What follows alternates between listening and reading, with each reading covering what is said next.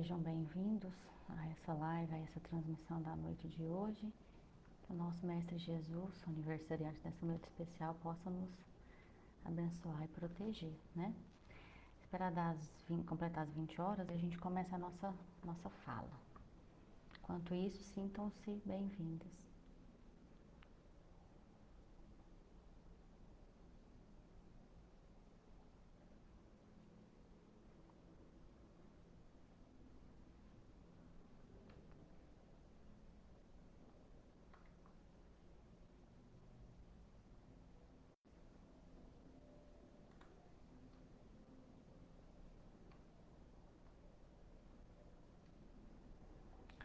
Se alguém puder retornar, se o áudio tá ok, eu agradeço, tá?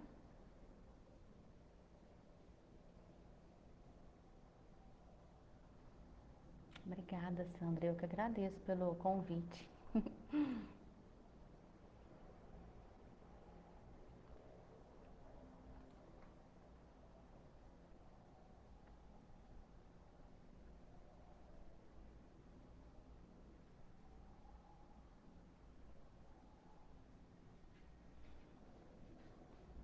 Então, gente, já deu 20 horas. É que nós vamos então começar a nossa fala dessa noite abençoada, dessa noite em especial, onde nós vamos falar sobre Jesus. Hoje, 25 de dezembro, né? A gente comemora aí o Natal. E é muito fácil a gente acreditar que o protagonista dessa data de hoje, que é um feriado, é o panetone, é o bacalhau. Apesar que o bacalhau tá um pouco caro, acho meio difícil de achar que ele é o protagonista, né? É o tender, é o chester, é qualquer ave natalina. Sendo que o de verdade, o protagonista da noite de hoje é o nosso Mestre Jesus. Que Allan Kardec, lá na pergunta 625, ele perguntou para os espíritos qual que é o tipo mais perfeito que Deus ofereceu ao homem para lhe servir de guia e modelo. E a resposta, Jesus. Ele é o protagonista desse 25 de dezembro. Então não poderia ser diferente, nós vamos homenageá-lo, nós vamos reverenciá-lo, né, como aniversariante da noite de hoje. Jesus, ele é uma personalidade ímpar aqui no planeta Terra. Nenhuma outra personalidade igual a ele pisou aqui no nosso planeta Terra. E também é uma das personalidades mais estudadas e menos compreendida. Haja vista que vários estudiosos estudam ali, pesquisam, vai em busca de relatos sobre a sua vida. Mãe, melhorou o áudio? Dá um retorno aí, fazendo favor. Eu tô falando mais baixo que a Alice tá dormindo. É a personalidade mais estudada, porém a menos compreendida por conta do seu comportamento, que nós, naquele tempo em que ele esteve aqui conosco, nós não tivemos a grandiosidade de compreender o seu exemplo de amor, de compreender toda ali a sua vida, que foi de dedicação total ao próximo. O Divaldo, ele tem uma palestra que chama Jesus, quem é esse homem? E lá ele fala assim para nós que Jesus, ele andou entre os aflitos, ensinando amor, estimulando a mudança de atitude nossa e a nossa mudança de atitude para com o nosso próximo. Olha que interessante. Ele incentivou a nossa mudança de comportamento, a nossa mudança de atitude para que nós possamos galgar a nossa evolução, a nossa elevação, e nos ensinou através dos seus exemplos também a importância da nossa mudança de atitude para com o nosso próximo.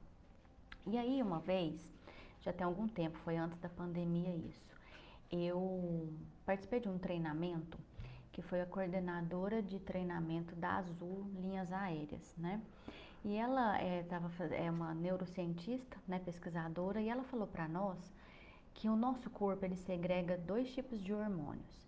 Tem os hormônios solitários, que são aqueles hormônios que dependem único e exclusivamente de mim, e existem os hormônios solidários, que são aqueles hormônios onde outras pessoas, onde o próximo me auxilia no desenvolvimento desses hormônios. Os solitários, que são aqueles que dependem de mim, a sua segregação, né, os seus hormônios, na verdade, são os hormônios da dopamina, que são aquele hormônio que cai na corrente sanguínea, principalmente quando a gente atinge uma meta, quando a gente atinge algum objetivo, e a endorfina, que nos traz aquela sensação de prazer, de bem-estar, que é o hormônio que cai na corrente sanguínea quando a gente faz algum tipo de atividade física. Esse só depende única e exclusivamente de mim. Já os hormônios solidários, que são aqueles que outras pessoas me ajudam, né, a desenvolver esse hormônio, a fazer com que ele caia na nossa corrente sanguínea, são os hormônios da serotonina, que é aquele hormônio que a gente produz quando nós temos ali assim uma sensação de orgulho, quando alguém nos remeteu a uma autoconfiança, quando a gente recebe um esforço, um reforço positivo, quando alguém fala, nossa, olha, que legal foi essa sua atitude. E advém principalmente do relacionamento, do nosso relacionamento para com o próximo, para com o outro. E o outro hormônio é a ocitocina, que é o hormônio do amor. Tanto é que a mulher, quando ela está em trabalho de parto, ela libera muita ocitocina justamente para auxiliar nesse trabalho de parto, para receber ali aquele nenenzinho cujo amor, né, transcende aí o seu coração, transcende aí a sua vida. Por que eu estou falando de hormônio quando Jesus fala da nossa mudança de atitude para com o próximo? Para a gente perceber que o nosso próprio corpo físico, ele já foi criado, ele já foi desenvolvido justamente para que nós possamos sentir prazer nesse relacionamento com o próximo. É como se fosse uma moeda de troca. Eu me relaciono para com o próximo, eu olho pela dor do próximo, eu cuido ali do sofrimento do outro, eu faço a minha parte para tentar sanar, nem que seja um pouquinho ali o desespero do próximo, eu recebo uma recompensa. Olha que interessante. Então nós já fomos programados para essa vida de relação, o que Jesus já veio dizer para nós quando ele veio aqui no planeta Terra, onde a ciência não tinha avanço praticamente nenhum para corroborar esse seu ensinamento através de um benefício no nosso corpo. Eu achei muito interessante essa colocação de quando eu participei desse treinamento. E aí, como ele é uma das personalidades mais estudadas, eu separei aqui 2 estudiosos que não são religiosos, eles são psicólogos os dois, onde eles têm livros que falam de Jesus e qual é a principal colocação que eles fazem sobre essa personalidade Jesus. A primeira é Hannah Wolff, ela é uma psicóloga alemã e ela tem um livro que chama Jesus Psicoterapeuta. Lá ela fala assim que Jesus ele já praticava a terapia da própria pessoa. O que é isso? Era a palavra dele aliada à ação. Jesus falava assim, queres ficar curado? E o paciente, aquele ali que estava conversando com Jesus, respondia, quero. E aí ele ficava curado, por conta da ação da sua vontade. Jesus, ele ali conversava, o seu magnetismo conversava com o inconsciente daquela pessoa que ele estava ali numa conversa, que já promovia essa ação dessa boa vontade e fazia com que a pessoa ficasse curada. Aqui a gente precisa fazer um adendo, porque como está relatado na literatura espírita, vários dos que foram curados por Jesus não permaneceram curados. Ah, porque a cura de Jesus foi momentânea? Não, porque a ação da vontade dessa pessoa que foi curada não foi tão longa assim, não foi uma ação, uma vontade tão, uma vontade tão vontade, vamos dizer assim. Haja vista quando nós estamos nos propondo a começar alguma coisa nova, se a gente não tiver uma força de vontade ali gigantesca, o nosso objetivo não vai para frente. Compartilhar algo com vocês. Lá pro ano de 2019, mais ou menos, eu inventei de fazer exercício físico. Gente, não foi 3 semanas. A hora que a minha perna começou ali a ficar dolorida, com os músculos ali ficando doloridos, eu custava andar, de tanto que estava doendo as minhas pernas, nunca mais eu voltei. Então a ação da vontade, pequenininha, curtinha, e aí não promove a cura de verdade. E o mesmo aconteceu com aqueles que tiveram a oportunidade de estar ali com Jesus e que não permaneceram curados. E aí um outro estudioso, Mark Weber, que também é um psicólogo, ele tem um livro que chama assim, Jesus, o maior psicólogo que já existiu. Nesse livro ele fala assim que a mensagem de Jesus é perfeitamente compatível com os princípios da psicologia. é a chave para a saúde emocional, para o bem-estar e do crescimento pessoal. E aí ele ainda continua, porque a sabedoria de Jesus, ela ajuda a repensar as atitudes, a praticar o perdão, a solidariedade e a lealdade, valorizando as nossas vidas e os nossos relacionamentos com mais amizade e amor.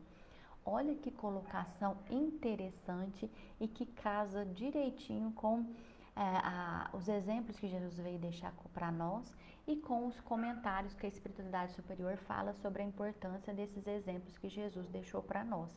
Quando ele fala aqui que essa sabedoria dele nos ajuda a repensar as nossas atitudes. E é tão verdade isso, meus irmãos, que a partir do momento que a gente tem acesso a nem que seja um fato importante da vida de Jesus, a gente não consegue continuar sendo a mesma pessoa. Porque a nossa consciência, quando a gente toma conhecimento de alguma coisa, de algum fato, ela, vez ou outra, com constância, na verdade, ela envia mensagens ali para nós. Você já identificou isso, e agora? O que você vai fazer para corrigir esse detalhe, para corrigir essa informação? E aí a gente não consegue ser o mesmo de antes de ter acesso a essas informações. E hoje, nós podemos afirmar com algumas exceções, na verdade, quem é que não tem acesso a nem que seja um item, uma informação sobre a vida de Jesus? Basta a gente abrir um navegador qualquer de um computador, de qualquer equipamento com acesso à internet e digitar lá Jesus. Vai aparecer um monte de fatos históricos, de fatos, alguns que não são verdades, é lógico, mas vai aparecer todo um resumo ali, até com mais detalhes da sua vida. E a partir do momento que a gente toma esse conhecimento, tem acesso a essa informação, a gente não consegue mais ser a mesma pessoa. Basta a gente fazer, se a gente quer verificar se essa colocação desse estudioso aqui é verdade, a gente traçar um parâmetro. Como eu era antes de ingressar, como era o meu comportamento, era a minha forma de pensar, era a minha forma de agir, a forma com que eu reagia diante de algum estímulo antes de ser espírita e agora como é o meu comportamento depois de ser espírita. A gente vai conseguir mensurar aí uma melhora gritante, algo que talvez a gente nem imaginaria que seríamos capazes de apresentar uma melhora tão positiva em tão pouco tempo. Por conta dessa questão da nossa consciência, que o Divaldo fala que a nossa consciência é o nosso Deus interno avaliando. E é verdade. Então, quando esse psicólogo aqui, Mark Weber, ele falou isso, de que a sabedoria de Jesus nos ajuda a repensar a nossa atitude, é verdade. Nos ajuda a praticar o perdão. Aquele principalmente que se diz espírita e que afirma com o maior orgulho do mundo, eu não te perdoo nunca, está cometendo um equívoco gigantesco. Porque se a mensagem de Jesus nos ensinou, o seu desencarne nos deu uma maior prova de perdão, quando ele estava lá grudado na cruz, sem ter culpa alguma de estar lá, de ter recebido aquele julgamento e aquela pena de morte, vamos dizer assim, falou, Pai, perdoa, porque eles não sabem o que fazem, nos deu o maior exemplo de perdão. Quem somos nós, na nossa pequenez, de achar que somos importantíssimos e afirmar que a gente não vai perdoar o que quer que seja nunca? É algo que a gente tem que ir trabalhando para que esse perdão, essa prática do perdão, faça parte sim dos nossos dias, do nosso dia a dia, da nossa rotina. A praticar a solidariedade, a praticar a lealdade. E é interessante que essa prática da solidariedade, né, nós já estamos vendo aí, já é algo que nós já conseguimos praticar com uma certa facilidade. Graças a Deus, já é evolução da nossa parte.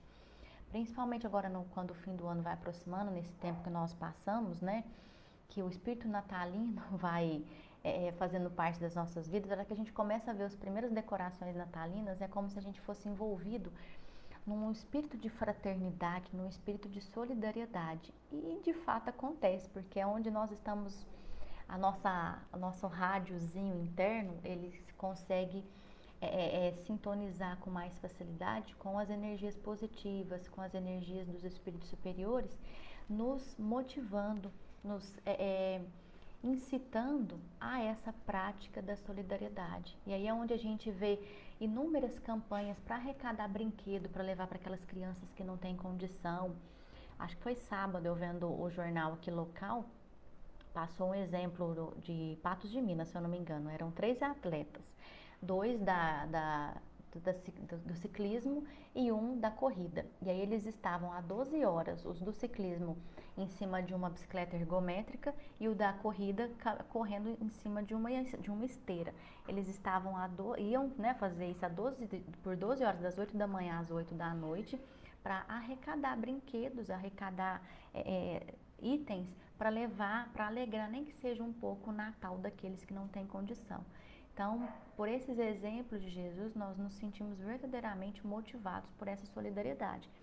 O que nós precisamos fazer, meus irmãos, não sei se vocês vão concordar, é a gente estender, não deixar com que esse espírito de solidariedade, de fraternidade nos envolva só no fim do ano. Já é muito bom, né? Se deixar ser envolvido apenas no fim do ano, mas que a gente possa esticar cada vez mais a permanência desse espírito solidário dentro de cada um de nós, né?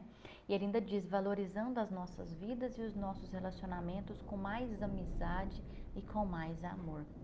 A gente passa a perceber a importância do outro na nossa existência. A gente passa a perceber que nós não vamos evoluir sem o outro, sem esse contato nosso com aquele próximo que está próximo, com o próximo que está próximo da gente. O Divaldo, ele comenta assim também que Jesus, ele tem o condão de penetrar na alma e dulcificar as amarguras, de fortalecer a gente na nossa fragilidade e de erguer o indivíduo combalido e fazer dele um herói. Olha que frase bonita essa de Jesus. Quando a gente conhece, porque tem diferença de falar, eu conheço Jesus, ou deixar com que Jesus faça diferença na nossa vida. Há uma diferença muito grande nisso, de só saber, achar muito bonito. Nossa, eu vi ali uma série que retrata a vida de Jesus, eu assisti aquele filme ali que fala de Jesus, nossa, que lindo, que máximo, que top. E não deixar ser tocado por aquilo ali e continuar vivendo com a mesma intemperância, com a mesma intolerância, com a mesma vaidade, com o mesmo orgulho, com o mesmo egoísmo, ou ver aquilo ali, ter acesso àquele relato, ter acesso àquela mídia e se deixar modificar positivamente por aquilo ali que nós vimos. Há uma grande diferença.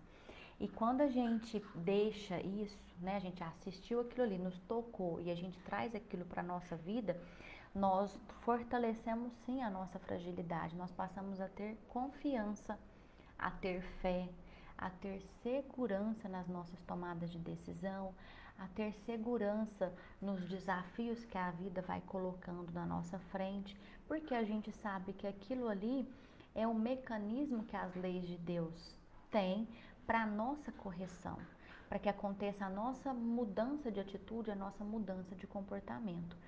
As leis de Deus, elas foram criadas sim, objetivando a nossa correção, a nossa reeducação e não a nossa punição. Então, quando a gente deixa ser tocado por esses exemplos e pelos ensinamentos que Jesus veio deixar para nós, a gente tem a certeza disso, de que se por acaso, se porventura eu estiver passando por alguma dor, né, eu estou sendo vítima de alguma dor, de algum sofrimento, aquilo ali vai ser a ferramenta, é o recurso necessário para que nós saiamos daquela situação muito mais fortalecidos, muito mais erguidos, né? Como parafraseando aqui a colocação do Divaldo. E se a gente for fazer um levantamento na literatura espírita principalmente, a gente vai chegar na conclusão de que várias personalidades elas mudaram após esse encontro com Jesus. Eu separei aqui 3. Primeiro foi o Públio Lentulus, né, que é o Emmanuel, foi uma das reencarnações do Emmanuel, o espírito aí que foi companheiro de toda a vida do Chico Xavier enquanto ele esteve aqui encarnado. E ele, a primeiro momento, a priori, ele não mudou no primeiro contato que ele teve com Jesus. Tanto é que o primeiro contato que ele teve com Jesus foi às escondidas, foi na calada da noite, porque ele, uma autoridade importante, não podia ser vista conversando, encontrando ali com Jesus. Está lá no livro Há 2000 anos, um relato magnífico. Jesus não falava, ele não falava a língua de Jesus e a conversa foi toda via pensamento. Um entendeu o outro assim, ó, como se estivesse conversando ali tranquilamente. Ele já ficou impactado com isso. Mas ele só se permitiu deixar esse contato com Jesus, fazer a mudança na sua vida, lá no final, quase que no final da sua vida, foi que ele permitiu fazer essa mudança. Mas ele mudou, antes tarde do que nunca, né? Outro que mudou momentaneamente, na verdade, não é a palavra que eu quero dizer, não. Imediatamente. Foi Saulo, que era um perseguidor feroz, né? De Jesus, tudo quanto era relacionado a Jesus, Saulo estava ali firme e forte, tentando eliminar, tentando acabar. E quando lá na entrada de Damasco, que ele viu Jesus materializado, que o magnetismo de Jesus fez com que ele imediatamente caísse do animal que estava levando ele, e as escamas começaram a crescer nos seus olhos, e ele sentiu a presença firme, a energia magnífica de Jesus, e de perseguidor ferrenho ele passou a ser um divulgador, e ele disse: Senhor, o que queres que eu faça? Daí a gente vê a importância, né, o magnetismo de Jesus. E a outra que eu acho mais, que eu sou fã, é a Maria de Magdala. Maria de Magdala, de vendedoras de ilusão, passou a ser também uma das maiores divulgadoras dos ensinos de Jesus. Mas não é divulgadora através da palavra, não, porque ela nem tinha tanto dom da palavra. Ela foi uma divulgadora dos ensinos de Jesus pela sua mudança de comportamento, pela sua mudança de atitude e principalmente pelos seus exemplos de amor, de dedicação, de acolhimento àqueles que eram considerados ali os párias daquela sociedade da época. Tanto que quando ela desencarnou, quem veio receber ela lá na praia de Cafarnaum e a carregou nos braços para levar o seu espírito para o alto, Jesus, que carregou Maria de Magdala nos braços durante o seu desencarne. Então a gente vê que quando nós permitimos mudar, né, motivados pelos exemplos de Jesus, a nossa recompensa, ela não vai ser aqui no planeta Terra, não. Nossa recompensa virá lá no mundo espiritual, que é onde é a nossa vida de origem. E quanto mais desafiador é essa prática, a gente praticar os exemplos de Jesus, mais recompensador é. Mais recompensador é isso para nós. E nós que caminhamos no mesmo tempo e espaço de Jesus, eu não vou dizer que a gente teve lá talvez na mesma cidade que ele, não sei, não posso afirmar isso, mas certeza que a gente viveu no mesmo tempo e espaço de Jesus ali, talvez em outras regiões, e nós não demos valor ao que ele falou. Talvez a gente via ele como um rebelde, como um revolucionário, e entrou num ouvido e saiu no outro, mas nem por isso nós ficamos desamparados. Porque ele prometeu, quando ele esteve aqui entre nós, que nos enviaria o Consolador prometido, e ele cumpriu a sua promessa através do trabalho de Allan Kardec, quando deixou aqui para nós essa doutrina espírita tão consoladora, tão que vem responder às nossas dúvidas com tanto alento, na verdade com tanto acalento, com tanta sabedoria. Então nós não estamos desamparados, e a nossa oportunidade é agora, né, de nos deixar, de permitir que os exemplos de Jesus façam diferença na nossa vida através do estudo da doutrina espírita, que a gente pode ter certeza que nos esclarece demais da conta e que passa a ser o nosso porto seguro nas tomadas de decisão que a gente precisa. Se a gente tiver alguma dúvida, nossa, eu preciso escolher entre isso e entre aquilo, que a gente possa ter como parâmetro o que a doutrina espírita nos aconselharia nesse sentido, por exemplo, que aí a nossa tomada de decisão ela fica mais assertiva, diminuindo as nossas chances de cometer falhas, de cometer equívocos. A Joana de Ângeles, ela tem um livro que chama Seja Feliz Hoje. E lá na lição 27, que chama Caminhos, ela fala assim para nós que se Jesus é o caminho, que só Jesus é o caminho de paz e que leva à plenitude. Se por acaso travastes contato com Jesus, não titubeis em segui-lo. Ele espera por ti pacientemente e com ternura infinita. Olha que interessante essa frase que eu vou ler agora. Nunca te censurará, nem te exigirá além das tuas possibilidades. Jesus, ele nunca vai nos censurar e ele nunca vai exigir algo que a gente não dá conta ainda, porque ele entende quais são as nossas oportunidades de melhoria, ele entende quais são as nossas dificuldades, ele entende quais são os nossos dilemas. Logo, ele não vai exigir mais do que as nossas condições. Às vezes, nós, na nossa pequenez, a gente exige do outro algo que ele ainda não tem condição de ofertar. Mas Jesus não, ele sabe, ele conhece, nos conhece melhor do que nós mesmos e ele conta com a gente como trabalhador da sua seara, é do jeito que a gente tá. E isso nos tira um peso enorme do ombro de ficar protelando, talvez, a nossa entrega para sermos cooperadores dessa seara de Jesus. Talvez a gente fique aquele, nossa, mas eu ainda sou tão imperfeito, ai, eu ainda tenho tanto defeito, não vou fazer nada não vou, como que eu vou ajudar alguém se eu mesmo ainda preciso de ajuda? Quando a gente lê essa frase aqui da Joana de Ângeles, que ele nunca vai nos censurar e nem vai exigir de nós algo além das nossas condições, das nossas possibilidades, tira isso da nossa cabeça, faz a gente entender que do jeitinho que cada um de nós está, é desse jeitinho mesmo que ele vai contar conosco. Porque quem é que não consegue auxiliar alguém de forma alguma? A gente não pode afirmar que ninguém, aquele ali não consegue auxiliar ninguém. Consegue, porque as pessoas elas precisam de auxílios diversos. Talvez para alguém um sorriso que eu dou, eu já estou ajudando ela de alguma forma.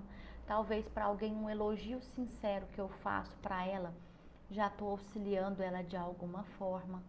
Talvez para alguém um conselho que eu dê, eu já estou auxiliando ela de alguma forma. Talvez para alguém uma roupa que eu não uso mais, que eu tirei do meu guarda-roupa, que eu fiz uma sessão de desapego, que eu dou para alguém, eu já estou auxiliando ela de alguma forma. Um brinquedo que o meu filho não usa mais e que eu dou para uma criança que não tem condição de ter, eu já estou ajudando de alguma forma. Para alguns, um pensamento positivo que eu emito em direção àquela pessoa, ela nem está sabendo disso, mas eu já estou auxiliando de alguma forma, uma oração. Então, qualquer um de nós, dentro das nossas condições, a gente consegue auxiliar sim. E que lembramos que Jesus ele nunca vai nos censurar e nem vai exigir de nós algo além das nossas possibilidades. E aí ela continua, basta que o ames e terás as necessárias diretrizes para alcançares a meta que o ambiciones, mesmo sem o saberes. Então basta que a gente ame Jesus e a gente vai receber as diretrizes necessárias para que a nossa vida flua com a naturalidade com a qual ela é programada para fluir. Porque às vezes a gente passa talvez por tanto de sabores ao longo da nossa vida, que se a gente fosse analisar, são de sabores que não estavam nem no planejamento da nossa reencarnação. É algo ali, ação, escolha, consequência. E quando a gente passa a amar Jesus e deixar ele ser o nosso guia e modelo, conforme está lá na resposta da pergunta que a gente deu no início, essa diretriz para que a nossa vida flua naturalmente acontece, porque as nossas escolhas elas passarão a ser feitas não objetivando aqui como resultado as coisas que o mundo físico nos oferece, mas vão ser tomadas objetivando as coisas que o mundo espiritual nos oferece, que é a nossa verdadeira vida. E aí, meus irmãos, encaminhando para o encerramento, né, e para lembrar que hoje é Natal, a Joana de Ângeles tem uma mensagem que foi psicografada por Divaldo no ano de 2000, lá em Salvador, na Bahia, onde ela fala assim, que por tudo isso que nós falamos de Jesus, o Natal de Jesus ele é sempre um convite a uma releitura da sua mensagem, a novas reflexões em torno das suas palavras de luz, a revivência dos seus projetos de amor para com a humanidade. A alegria distende, portanto, em homenagem ao seu nascimento, a tua cota de amor a todos quanto te busquem, de forma que eles compreendam a qualidade e o elevado padrão do teu relacionamento espiritual com ele, interessando-se também por vincular-se a esse amigo de todas as horas. Aqui quando ela fala para que a gente possa distender a nossa cota de amor a todos quanto nos busquem, que a gente leve esse conselho da Joana de Ângeles para a nossa vida, né? E quando nós estamos prontos, quando o trabalhador está pronto, o trabalho aparece. E esse trabalho ele vai aparecer com a mesma medida ao qual nós estamos preparados. Quando nós estamos muito já de algum tempo preparado, esse trabalho ele vai surgir às vezes de uma forma mais que vai utilizar e muito mais as nossas energias, sinal de que nós já temos preparação suficiente para saber lidar com aquele amor que está sendo exigido, que está sendo demandado da nossa parte, por exemplo. Porque a gente fazer um trabalho que ele é fácil, um trabalho que não vai gastar muito das nossas energias, que não vai gastar muito do nosso pensamento, é ok. Mas o desafio e consequentemente o seu resultado, o mérito, ele vem daquele trabalho onde essa nossa cota de amor vai ser muito mais demandada, onde vai exigir de nós uma energia, um amor, uma vontade muito maior. Aí no primeiro momento a gente pode até querer desistir, mas se a gente conseguir persistir, nós vamos ver que o maior beneficiado disso tudo fomos nós mesmos. E aí ela continua: não desperdice a oportunidade de demonstrar que o Natal de Jesus é permanente compromisso de amor entre os céus e a terra, através dele que se fez a ponte entre os homens e Deus, e que continua vigilante e amigo, pronto para ajudar e conduzir todos aqueles que desejem a plenitude. Então, a noite de Natal já está quase acabando, né? Que já é 20 horas e 31 minutos, já está quase aí acabando. Mas que a gente possa deixar que que Jesus, que é o protagonista dessa noite de hoje, ele possa fazer parte cada vez mais da nossa existência e que a gente possa de verdade utilizá-lo como guia e modelo. De forma equivocada a gente coloca as nossas expectativas em gente igual a gente. E aí é que se aquela pessoa comete um erro, aí pronto, aí a gente fica descrente. Ah, nem, eu não vou voltar lá mais naquela casa espírita, não, o movimento espírita tá falido. Mas porque a gente deposita as nossas expectativas em alguém que é falho, igual a gente é falho. A gente não deposita as nossas expectativas na doutrina espírita, a gente deposita as nossas expectativas no espírita.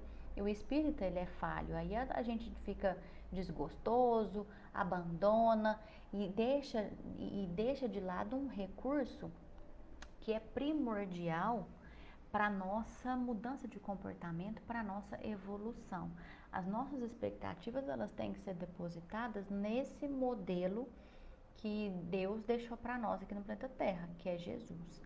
Porque aí as nossas chances de decepcionar, gente, são quase nulas, porque os relatos que a gente tem acesso da vida de Jesus, nada nos deixa decepcionado, nada nos deixa desgostoso.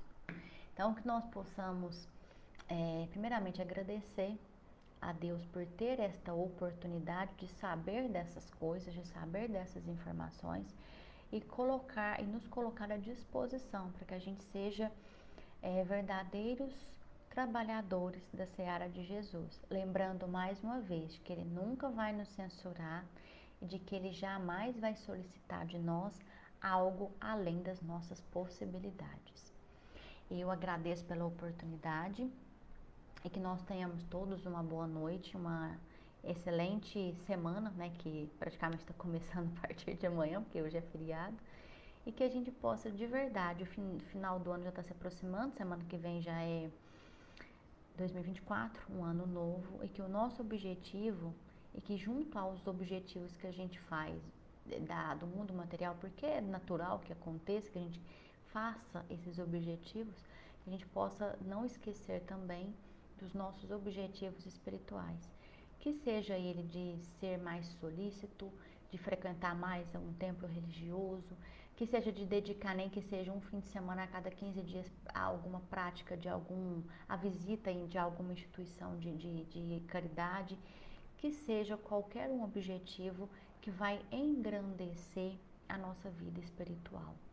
Muito obrigada, fiquemos todos na paz do nosso divino amigo Mestre Jesus e tenhamos uma boa noite e até uma próxima. Até mais.